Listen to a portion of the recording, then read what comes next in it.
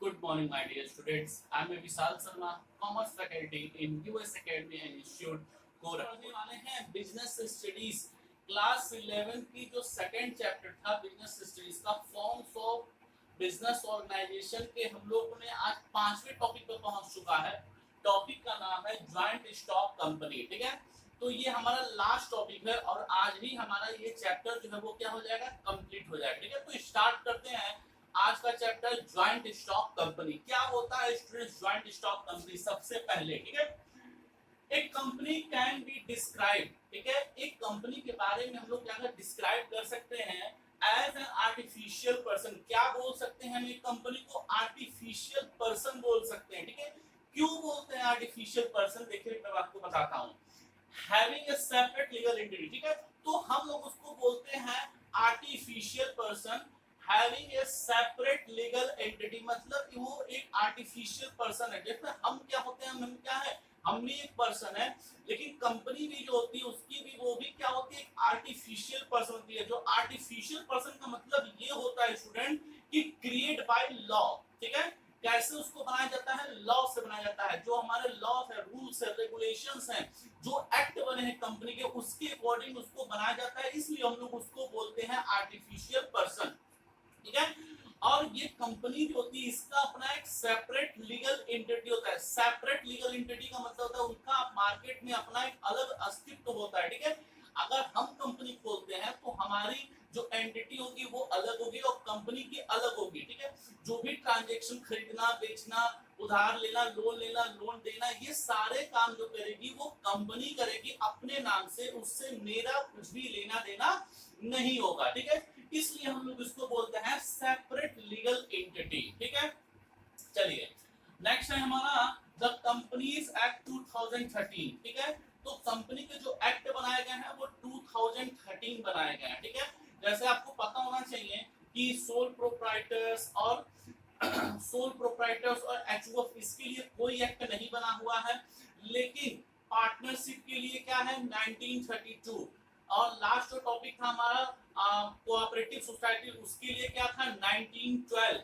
और हमारा कंपनीज के लिए क्या है 2013। तो कंपनीज एक्ट 2013 जो है ये 2013 से हुआ है। इसके पहले कंपनीज एक्ट 1956 था। आपको कहीं पुरानी बुक में दिखेगा 1956, तो कंफ्यूज नहीं होना है, वो पुराना एक्ट है।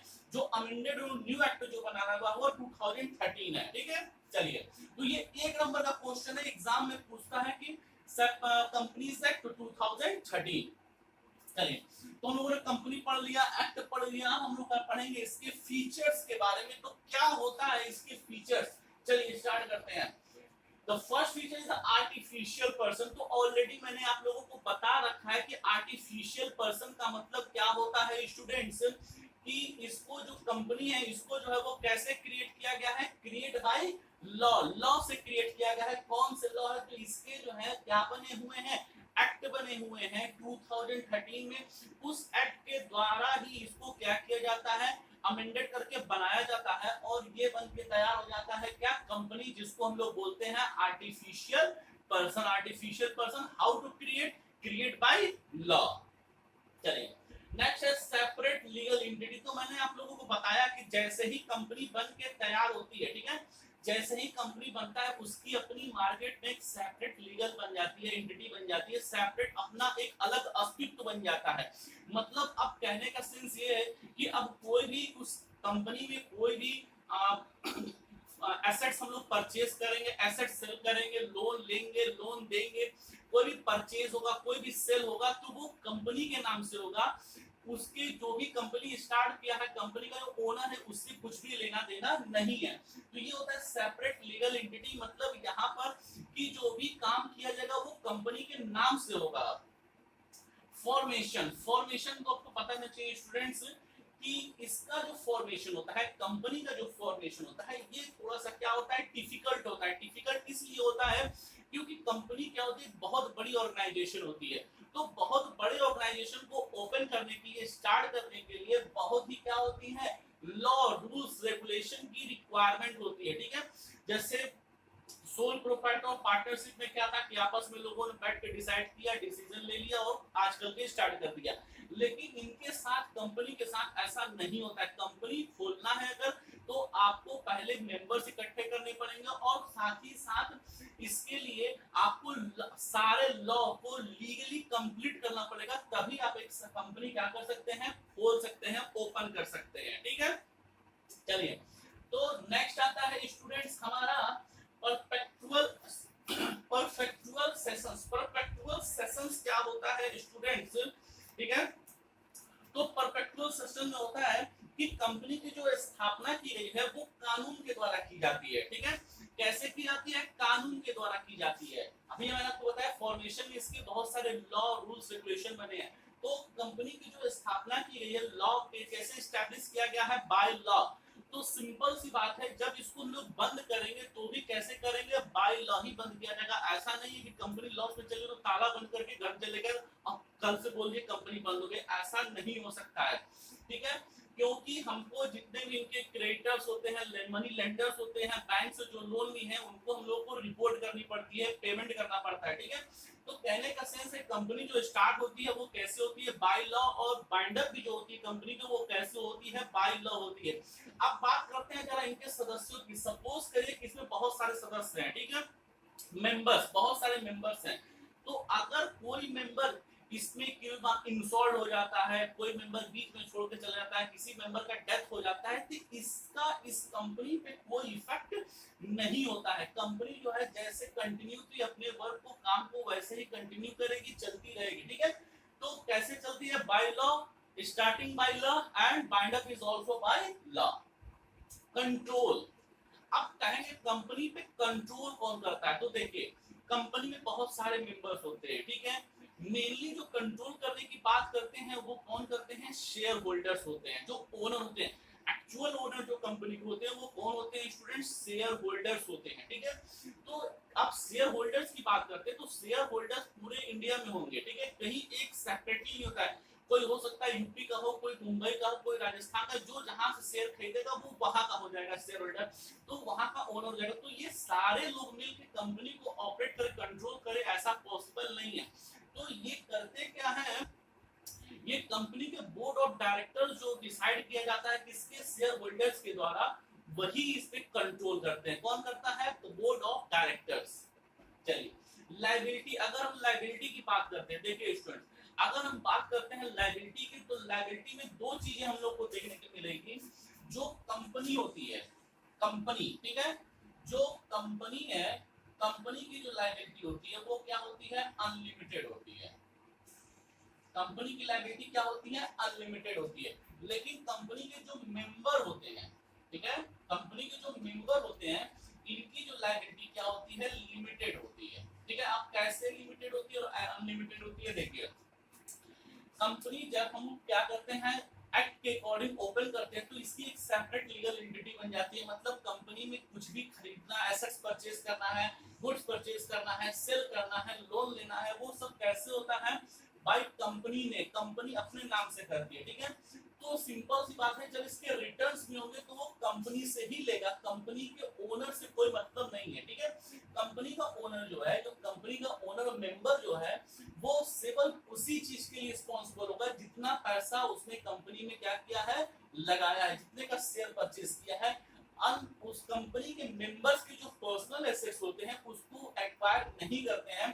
कंपनी के एसेट्स को एक्वायर किया जा सकता है डेब्ट को पेमेंट करने के लिए, लेकिन मेंबर्स के एसेट्स पर्सनल एसेट्स को एक्वायर नहीं करते हैं। ठीक है, कॉमन सील क्या होता है स्टूडेंट्स? कॉमन सील, देखिए अब एक कंपनी की बात करते हैं तो कंपनी एक बहुत ही बड़ी ऑर्गेनाइजेशन होती है। तो बहुत बड़ी ऑर्गेनाइजेशन होती है तो बहुत से लोगों से इसको क्या करना पड़ता है? कांटेक्ट करना पड़ता है। और ये कांटेक्ट कैसे होता है? बाय कई लोगों के बीच में आपस में बैठ के रिटन में होता है। तो जब तक कंपनी अपनी कॉमन सील, ठीक है, एक मोहर टाइप की होती है, कॉमन सील उस पे नहीं लगेगा, हमने स्टैम्प पे कुछ भी लिख दिया, और जब तक उस पे कंपनी की जो कॉमन सील है, ये सील नहीं लगेगा, तब तक वो जो है लीगल नहीं होगा। ठीक है, ये बहुत इंपॉर्टेंट होता है कंपनीज के एग्रीमेंट के लिए। इसके इस सील के बिना एग्रीमेंट होता है वो लीगली हम लोग नहीं हो सकता है। अगर रिस्क बियरिंग कंपनी का जो रिस्क होता है वो कौन बियर करता है स्टूडेंट? तो सिंपल सी बात है, कंपनी का जो रिस्क होता है वो शेयर होल्डर, कौन करता है? शेयर होल्डर करते हैं, ठीक है।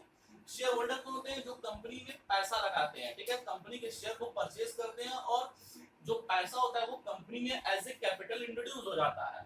तो कंपनी का जो रिस्क बेयरिंग होता है वो कौन करते हैं? शेयर होल्डर्स ही करते हैं। अगर कंपनी लॉस में चली जाती है तो जितना पैसा शेयर होल्डरों ने लगाया था वो सारा का सारा पैसा जो है वो कंपनी का डूब जाता है, वो रिटर्न नहीं मिलता है। तो ये जो रिस्क होता है वो कौन लेता है? तो शेयर होल्डर्स लेते हैं, ठीक है। चलिए, तो हम लोगों ने कंपनी पढ़ लिया, एक्ट पढ़ लिया, फीचर्स पढ़ लिया। अब हमारे पास नेक्स्ट आता है मेरिट्स। तो हम लोग अब बात करेंगे जरा मेरिट्स की। क्या होता है मेरिट्स? स्टूडेंट देखिए, लिमिटेड लायबिलिटी हम लोगों ने ऑलरेडी यहाँ पे लायबिलिटीज की बात कर चुकी है। यहाँ पे देखिए, ठीक है, जो कंपनी होता है उसकी जो लायबिलिटी अनलिमिटेड होती है।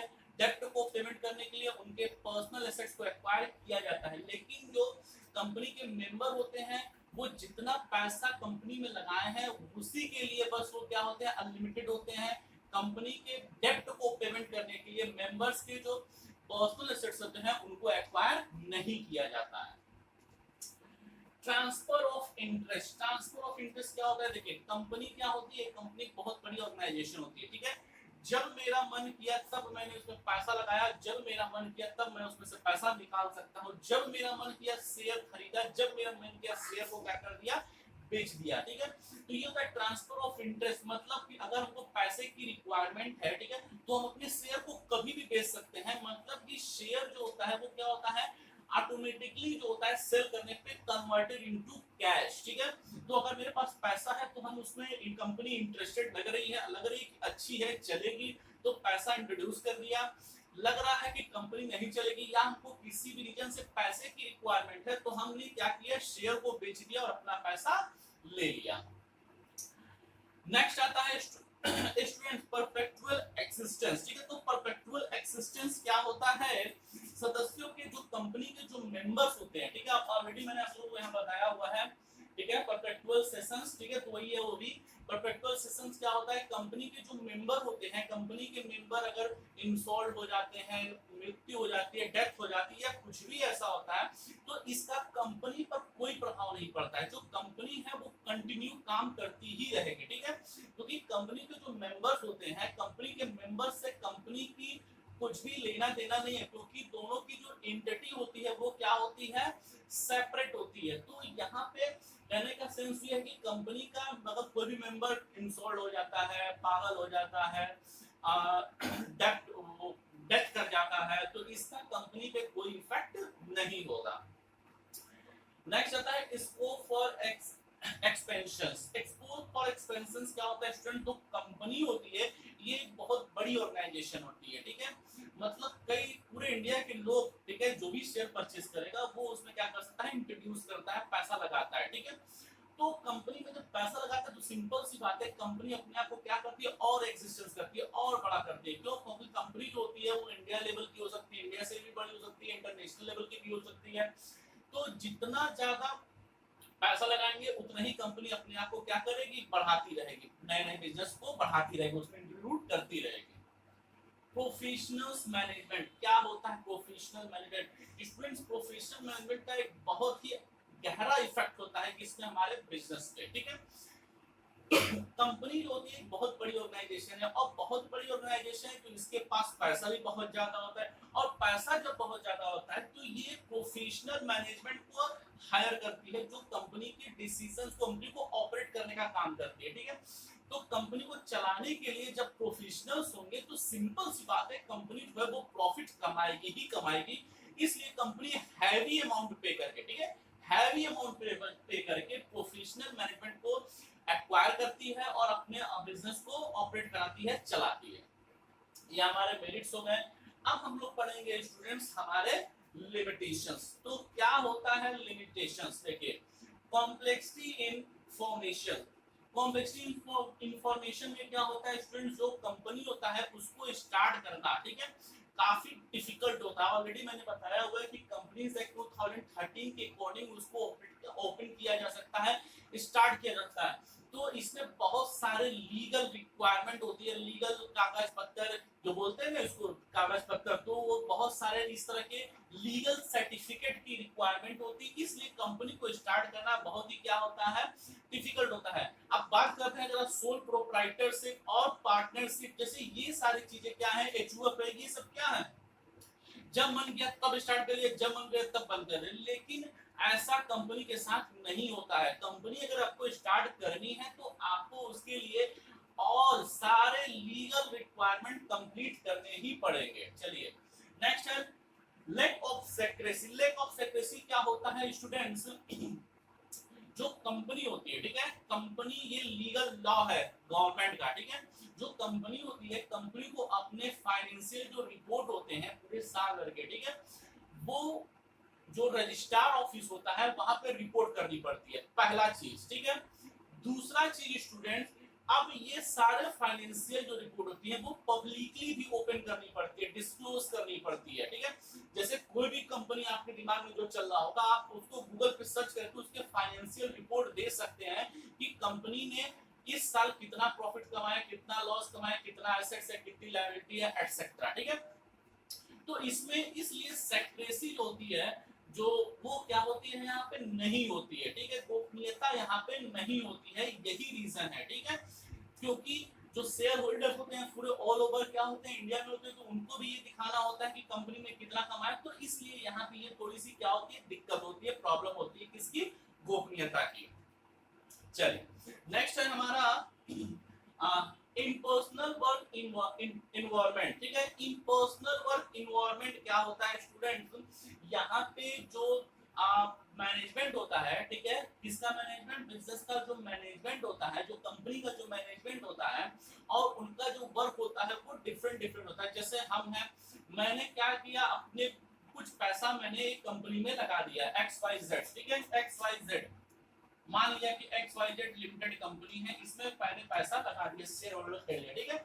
तो हम क्या होते हैं, पूरी तरह से, ठीक है, हम जो है पूरी तरह से अब इसमें काम नहीं करते हैं। बहुत सारे लोग क्या करते हैं, इसके अलावा दूसरे काम भी करते हैं, ठीक है। हमने क्या किया, बस उसमें पैसा लगा के छोड़ दिया।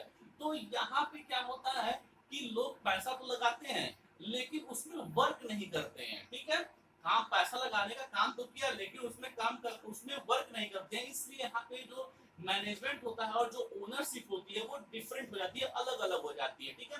अब यहाँ पे जो डायरेक्टर होते हैं, जो अधिकारी होंगे, जो वो लोग ही यहाँ पे क्या करते हैं, इस वर्क को कंप्लीट करते हैं कंपनी में। न्यूमेरियस न्यूमेरियस रेगुलेशंस, ठीक है। तो यहाँ पे आपको ऑलरेडी मैंने बता रखा है कि यहाँ पे जो कंपनी जो स्टार्ट करने के लिए बहुत सारे लीगल वर्क होते हैं, जैसे सेबी, जैसे शेयर स्टार्ट करना है तो पहले सेबी की परमिशन, सेबी के अंडर होना चाहिए। लोन लेना है तो आरबीआई से हमको परमिशन लेना पड़ता है। तो जो भी काम करा, बैंकिंग अगर कोई काम कंपनी खोलना है तो आरबीआई से परमिशन लेना है। तो ये सारे चीजें क्या होते हैं, काफी डिफरेंट होते हैं, क्योंकि हर स्टेप पे एक लॉ होती है और उसको हम लोग को पूरा करना पड़ता है। तो यहाँ पे बहुत सारे जो होते हैं वो क्या होते हैं, लॉ होते हैं और उसको हम लोग पूरा करना पड़ता है, जो कि काफी डिफिकल्ट होता है एक कंपनी के लिए। Delay in decision making, delay in decision making क्या होता है स्टूडेंट्स, कि यहाँ पर आप लोगों को मैंने कई बार बता रहा है कि कंपनी के जो शेयर होते हैं, शेयर होल्डर्स होते हैं, जो कंपनी जो एक्चुअल ओनर कहलाते हैं, वो पूरे ऑल ओवर इंडिया में होते हैं। फिर कंपनी में बहुत तरह के मैनेजमेंट होते हैं, higher level management, middle level management, lower level management, ठीक है। तो उन सारे लोगों से क्या करना पड़ता है, पहले मीटिंग करनी पड़ती है, फिर डिसीजन लेते हैं लोग कंपनी में, ठीक है। तो इसके लिए इस डिले इन डिसीजन मेकिंग, कोई भी डिसीजन लेने में कंपनी में काफी लेट होता है, यही रीजन है। इसमें बहुत सारे क्या होते हैं, लोगों से मीटिंग करके डिसीजन लेनी पड़ती है। ऑलिगेरिक मैनेजमेंट, ठीक है, ऑलिगेरिक मैनेजमेंट क्या होता है स्टूडेंट्स, आप लोग जानते होंगे, कंपनी जो होती है एक लोकतांत्रिक संस्था है। लोकतांत्रिक का मतलब क्या होता है कि कंपनी में जो भी चाहे वो पैसा लगा सकता है, ठीक है। लेकिन कंपनी में लोग पैसा तो लगाते हैं, कंपनी में लोग पैसा तो लगा दिए, लेकिन कंपनी में लोगों ने पैसा तो लगा दिया, लेकिन कंपनी के जो काम होते हैं, जो वर्क होते हैं, उसको नहीं देखते हैं, ठीक है, कि कंपनी में क्या हो रहा है, क्या नहीं हो रहा है। ये तो कहने का सेंस होता है कि पैसा लगाने का तो काम किया, लेकिन कंपनी में जो काम होता है, वर्क होता है, उसमें वो लोग पार्टिसिपेट नहीं करते हैं।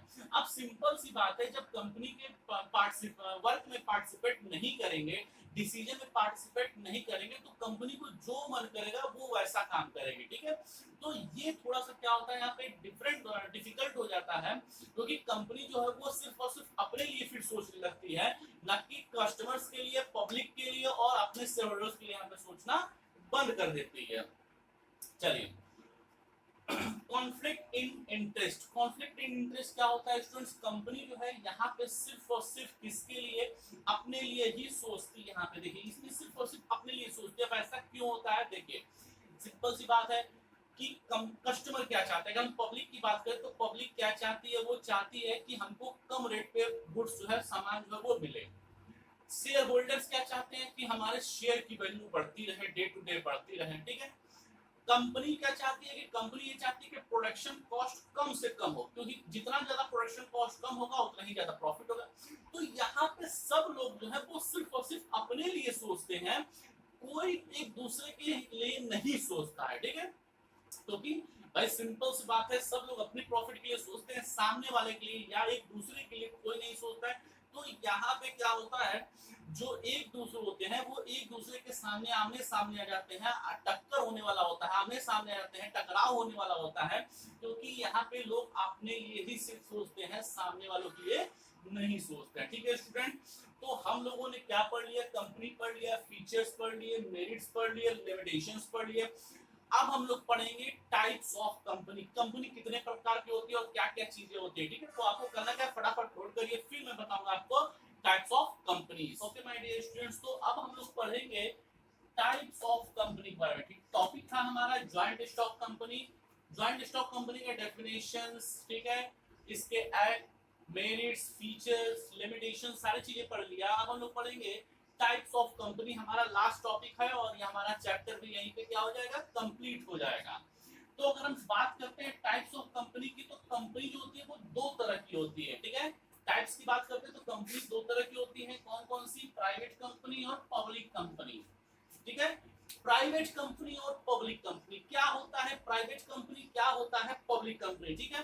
तो प्राइवेट कंपनी क्या होती है? Company who share may not be offer to public for sale. जो कंपनी अपने शेयर पब्लिक को बेचने के लिए ऑफर नहीं करती है उसको बोलते हैं प्राइवेट कंपनी, ठीक है।